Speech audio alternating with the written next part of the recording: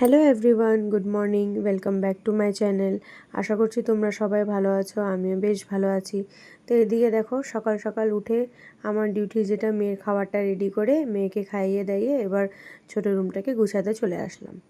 তো এদিকে ছোটো রুমটা ভালো করে পরিষ্কার করে এখন বড় রুমটার দিকে আসলাম। ওরা দুজনেই উঠে গেছে, তো এবার আমার গোছাতেও সুবিধা হবে। তো এদিকে দেখো, বড় রুমের বেডশিট ভালো করে টান টান করে পেতে নিয়ে ভালো করে ঝেড়ে নিলাম। আর এদিকে যে ইলেকট্রিসিটি বোর্ডটা আছে ওটাকে ভালো করে গুছিয়ে রাখলাম, ওটা আমি একটা ব্যাগের মধ্যে ঢুকিয়ে রাখি। আর এদিকে দেখো, কালকে যে জামা কাপড়গুলো ছিল যেগুলো ভাঁজ করে রেখেছিলাম, কালকে তো ঢুকানোই হয়নি আলমারিতে, তো আজকে আমি আলমারিতে এটা ঢুকিয়ে দিলাম। আর এদিকে মোটু পতলুটাকে বিছানার মধ্যে গুছিয়ে রাখলাম। মোটু পতলু আর বিছানার মধ্যে থাকবে, ও 2 মিনিট পরে নিচে দেখবে একদম ক্যালটাং হয়ে শুয়ে আছে। কেন যে আমার মেয়ে তো কোনো জিনিস বিছানার মধ্যে রাখতেই চায় না। তো যাই হোক, এই দেখো আমি চাটাও বানিয়ে নিলাম। তোমাদের দাদাভাই উঠে গেছে ঘুম থেকে, তো এদিকে চা রেডি করে নিলাম। আর এদিকে চায়ের সাথে নিয়েছি হয়েছে চানাচুর, চানাচুর তো না, চিড়ে ভাজা। আর এদিকে একটা প্রাণ টাইপের একটা বিস্কিট পাওয়া যায় এখানে, মানে টক ঝাল মিষ্টি, ওটা নিলাম। আর ম্যারি বিস্কুট, ম্যারি বিস্কুটটা আমি পছন্দ করি, আমি সচরাচর ম্যারি বিস্কুটটাই খাই। তো এদিকে দেখো, তোমাদের দাদাভাইয়ের সাথে একটু গল্প করতে করতে চাটাও খেয়ে নিলাম। আর আজকে দেখতে পাচ্ছ ভীষণ রৌদ্র উঠেছে, ভীষণ রৌদ্র, মানে এতদিন বৃষ্টি ছিল, হঠাৎ করে রৌদ্র উঠেছে না, প্রচণ্ড গরম লাগছে। তো এদিকে দেখো, ঘরে কোনো সবজি এরকম ছিল না, তো এদিকে লাউয়ের চোচা ছিল, তো লাউয়ের চোচা ভাজা করব সকালবেলা। আর ওদিকে ডাল বসিয়ে এসেছি প্রেশার কুকারে। তো এদিকে লাউয়ের চোচা পেঁয়াজ আলু দিয়ে ভাজা করব, এদিকে স্যালাডের জন্য শশা কেটে নিয়েছি, আর এদিকে রসুন ছাড়িয়ে নিচ্ছি ডালের জন্য। আর এদিকে দেখো, আলু পেঁয়াজ আর টমেটো আমার কাটা হয়ে গেছে। আর এদিকে মাছটাও ধুয়ে রেখেছি। আর যেহেতু 2 পিস মাছ আছে, তো আজকে মাছ আর ডিম দিয়ে করব একসাথে মিশিয়ে। তো এদিকে দেখো, আমার কড়াই গরম হয়ে গেছে, আমি লাউয়ের চোচা ভাজাটা দিয়ে দিলাম। ওটা ভাজা ভাজা হতে থাকুক, ততক্ষণ আমি এদিকে ডালটা রেডি করে নেব। ডালটার মধ্যে হলুদ লবণ দিয়ে দিলাম। আর এদিকে প্রেশার কুকারে আমি আলু সিদ্ধটা বসিয়ে দিলাম, যেটা ডিমের ঝোল আর মাছের ঝোলের মধ্যে দিব। কারা কারা এরকম সিদ্ধ করে তরকারি করতে ভালোবাসো, অবশ্যই আমাকে কমেন্ট সেকশনে জানিও। তো এদিকে আমি লঙ্কা দিতে ভুলে গেছি ভাজাতে, তো লঙ্কাটা চাকু দিয়ে কেটে দিয়ে দিলাম। আর এদিকে ডালেও ভুলে গেছিলাম, তো এমনি কেটে দিয়ে দিলাম, কেন যে মেয়েও খায়। তো এদিকে দেখো, আমার লাউ চোচা ভাজাটা মোটামুটি কমপ্লিট হয়ে গেছে। আর এদিকে আমি পেঁয়াজগুলো চাকু দিয়ে ভালো করে কেটে নিচ্ছি। আর এদিকে দেখো, আমি আদা লঙ্কা টমেটো পেঁয়াজ রসুন ভালো করে সুন্দর করে গুছিয়ে রেখে দিয়েছি। তো তোমাদের সাথে কথা বলতে বলতে আমার লাউ চোচা ভাজাটাও হয়ে গেল। তো ছাদে গিয়ে দেখি আমার যে অপরাজিতা ফুলের যে গাছটা আছে, ওটা দেখো কি সুন্দর বড় হয়েছে। আর এটা সাদা রঙের, আমি তো ভাবছিলাম নীল রঙের হবে। এটা তো আমি বাড়ির থেকে নিয়ে এসেছিলাম বীজ, বীজ দিয়ে দেখো কি সুন্দর গাছটা হয়েছে না। আমার তো সকালবেলায় ছাদে এসে এগুলো গাছ দেখতে বেশ ভালোই লাগে। তো এই যে ছাদে গিয়েছিলাম, ছাদের থেকে এসে এখন হচ্ছে আমি ডালটা নামিয়ে নিব। তো ডালটা নামানোর জন্য ডালের মধ্যে হলুদ লবণ তো দিয়ে গেছিলাম আমি, এবার ওটাকে কষিয়ে নিলাম টমেটো পেঁয়াজ রসুন দিয়ে ভালো করে কষিয়ে ডালটা সম্বার দিয়ে দিলাম। ওদিকে সম্বারটা জাল হতে হতে এদিকে আমি ভাতটা বেড়ে নিলাম। তোমাদের দাদাভাই যেহেতু ডিউটিতে দেরি হয়ে যাবে নালে, তো এদিকে স্যালাডটা কেটে নিলাম। আর এদিকে লাউ চোচা ভাজাটা দিয়ে দিলাম। তো এই দিয়ে সকালের ওর খাওয়াটা হবে। যেহেতু ওর আস্তে আস্তে অনেকটাই টাইম হয়ে যায়, 3:30 4টা বেজে যায়, তো অতক্ষণ যদি রুটি খেয়ে থাকে তাহলে ও থাকতে পারে না। এই জন্য ওকে ভাত দেওয়ার চেষ্টা করি, বা রুটি হলে একটু পরোটা একটু হেভি টাইপের কিছু দেওয়ার চেষ্টা করি।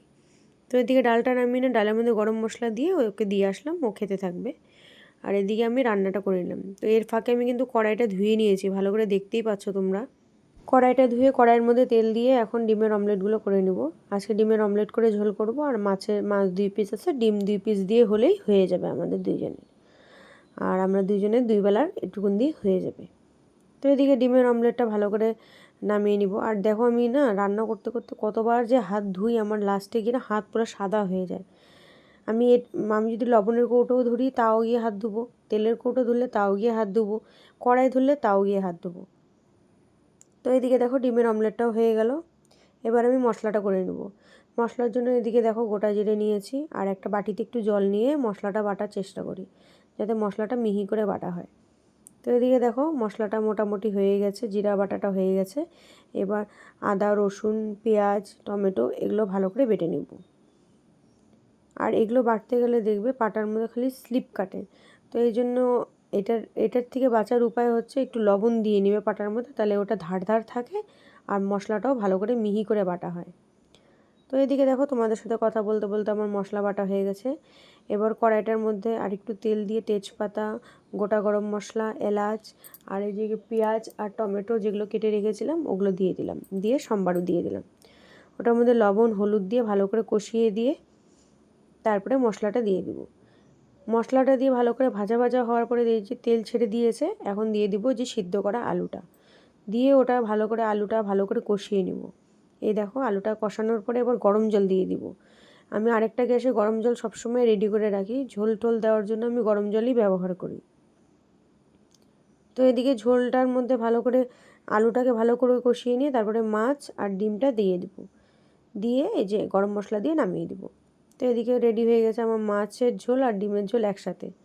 তারপরে চলে আসলাম এখন বাথরুমে এসে এখন জামা কাপড়গুলো ভিজিয়ে রেখে ভাবছিলাম রাস্তাটার উঠানটা ঝাড় দিয়ে নেব। তো এদিকে দেখো রাস্তাটা ঝাড় দিয়ে এসে এখন উঠানটা ঝাড় দিয়ে নিই। ব্যাস আমার কাজ মোটামুটি কমপ্লিট, এখন স্নান করব। হ্যালো এভরিওয়ান, তোমাদের সামনে অনেকক্ষণ পরে আসলাম। এখন স্নান টান করে ফ্রেশ ট্রেশ হয়ে আসলাম। তো এদিকে দেখো আমি ঠাকুর বাসন নিয়ে বাইরে বসে পড়েছি। আমি বাইরেই মাজার চেষ্টা করি, যেহেতু বাথরুমে আমার তো এক্সট্রা কোনো কল নেই যে যেখানে আমি ঠাকুর বাসন মাজবো। তো আমি বাইরে বসেই এক বালতিতে জল নিয়ে আমি বাসনগুলো ভালো করে মেজে নিচ্ছি। তো আমি পিতম্বরী দিয়ে বাসনটা মাজার চেষ্টা করি যাতে একটু চকচকে হয়। আর দেখবে ঠাকুর বাসন যদি একটু চকচকে না হয় না, পুজো দিতেও কেমন জানি লাগে। তো এদিকে দেখো পিতম্বরী দিয়ে ভালো করে থালাগুলো ভালো করে ডলে ডলে ধুয়ে এবার হচ্ছে স্ক্রচ ব্রাইট দিয়ে ভিম বার দিয়ে ভালো করে পরিষ্কার করে নেব। তো আমার ভিম বারটা একটু ফুরিয়ে গেছিলো, তো আমি একটা নতুন প্যাকেটটাকে মানে অর্ধেক করে নিই। আমি সব সময় আমি ঘরের মধ্যে এইভাবে ইউজ করি, আমি ঠাকুর বাসন মাজার সময় আমি এইভাবে ইউজ করি। তো এদিকে দেখো আমার ঠাকুর বাসন মাজা হয়ে গেছে। এবার বালতিটাকে ভালো করে মেজে নিয়ে এবার ধুয়ে নিয়ে ঠাকুর ঘরে চলে আসবো। এখন যাচ্ছি ফুল আনতে, তো পূজাটা দিয়ে নিই, তারপরে তোমাদের সাথে কথা হচ্ছে। তো চলো পুরো ভিডিওটা দেখতে থাকো তোমরা। তো পাশের বাড়ি কাকিমার গাছে এত ফুল হয়, মানে 3-4 জন নিয়ে তাও আমি নিয়ে তাও ফুল থাকে, মানে একদম গাছ ভরে হয়। তা আমার তো বেশ ভালো লাগে, মনে হয় সব কটাই ফুল নিয়ে নিই, কিন্তু সব কটা ফুল যেহেতু নেওয়া উচিত না, গাছের মধ্যে 2-3টা থাকলে বেশ ভালোই লাগে। তো এদিকে দেখো আমি ঠাকুরকে স্নান করিয়ে নিলাম। স্নান করিয়ে নিয়ে এবার চন্দনটা ভালো করে বেটে নিব। চন্দনটা ভালো করে বেটে নিয়ে এখন আমি পরিয়ে নিলাম, ঠাকুরকে পরিয়ে দিলাম, আমার গুরু বাবাকে পরিয়ে দিলাম। আর আমার মেয়ে কেন বাদ যায়, দেখছে আমি পূজা করছি দৌড়ে চলে আসছে। তো এদিকে ঠাকুরকে স্নান টান করে তুলসী পাতা দিয়ে ভালো করে থালার মধ্যে তুলসী পাতা টাতা দিয়ে সুন্দর করে সাজিয়ে নিলাম। এবার হচ্ছে ফুল দেওয়ার পালা। তো এদিকে আমি এর ফাঁকে আমি মহাদেবের মাথায় জল দিয়ে ফুল দিয়ে দিলাম। আর এদিকে দেখো সিংহাসনটাকে সুন্দর করে ফুল দিয়ে সাজিয়ে নিলাম। আর এদিকে দেখো আমার পূজাও মোটামুটি কমপ্লিটের দিকে। তো এখন তুলসী তলায় যাব, জল দিয়ে আসবো। এদিকে দেখো আমার পূজাটা কমপ্লিট হয়ে গেছে, পূজাটা আমি দিয়ে নিয়েছি। আর এদিকে মহাদেবের মাথায় আমি জল দিয়ে দিয়েছি। চেষ্টা করি যে প্রত্যেক সোমবার হোক আর শ্রাবণ মাসের প্রত্যেকটা দিন আমি মহাদেবের মাথায় যাতে জল ঢালতে পারি। তো এদিকে আমার পূজা কমপ্লিট হয়ে গেছে। দেখো এদিকে আমার পূজা কমপ্লিট হয়ে গেছে। আমার ঠাকুরের সিংহাসনটা দেখো ফুল দিয়ে ভরিয়ে দিয়েছি, তাই এত সুন্দর লাগছে। এটা এমন একটা জায়গা যেখানে মনটা শান্তি হয়ে যায়। তো এদিকে পুজো কমপ্লিট করে আমরা লাঞ্চ করতে চলে আসলাম। মেনুতে ছিল ভাত, লাউয়ের চোচা ভাজা, স্যালাড, মাছের মাথা দিয়ে ডাল আর মাছের ঝোল আর ডিমের ঝোল। শুভ সন্ধ্যা বন্ধুরা। তো এখন বাজে হচ্ছে 7টা। তো এখন আমি ব্লগটা আবার শুরু করলাম। তো তোমাদের দাদা ভাই বাজারে গেছিলো আর বাজার থেকে আমার জন্য স্যুপ নিয়ে আসছে। চা খেতে ইচ্ছে করছে না, কিছুই খেতে ইচ্ছে করছে না, তো এই স্যুপটা আনতে বললাম। তো এই স্যুপটা চলো বানাই, তো তোমরা দেখতে থাকো। তো এই দেখো বাটির মধ্যে জল বসিয়ে দিয়ে জলটা গরম হতে আমি নড়ের প্যাকেটটা কেটে দিয়ে দিব, দিয়ে একটু নাড়াচাড়া করে দিব। আর জানো বাইরে খুব বৃষ্টি হচ্ছে, আর বৃষ্টির দিনে স্যুপের কম্বিনেশন বেশ ভালোই লাগে। কার কার বৃষ্টির দিনে ভালো লাগে স্যুপের কম্বিনেশনটা আমাকে অবশ্যই কমেন্ট সেকশানে জানিও। তো এটার মধ্যে একটু বাটার থাকলে বেশ ভালোই হতো, তো যাই হোক এমনিও খাওয়া যাবে। তো তোমাদের দাদাভাই আর আমি দুজনেই খেয়ে নিলাম। তো অনেকক্ষণ পরে আবার চলে আসলাম ব্লগটা এন্ড করার জন্য। দেখলাম যে ব্লগটা এন্ডই করা হয়নি। তো আশা করছি তোমাদেরকে সবার আমার এই ভিডিওটা ভালো লেগেছে। তো ভালো লাগলে অবশ্যই চ্যানেলটাকে সাবস্ক্রাইব করে দিও, আর বেল আইকনটাকে অবশ্যই প্রেস করে রেখো যাতে আমার ভিডিও তোমাদের কাছে সবার আগে পৌঁছে যায়।